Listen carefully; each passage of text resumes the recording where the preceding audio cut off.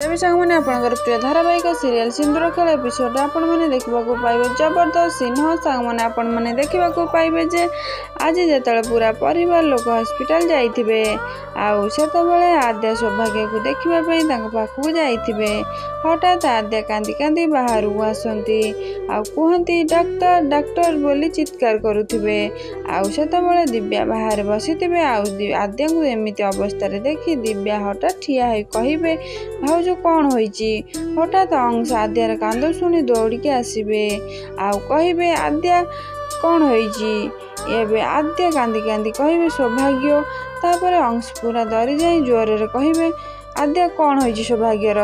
एबे आद्या खने खने होई कहिबे लागुची सौभाग्य आ बोधे नाही एबे आद्यार कथा शुणी अंश आ दिव्या पूरा आश्चर्य होई पड़ती। तो फ्रेंड्स आपण मानू कौन लगुच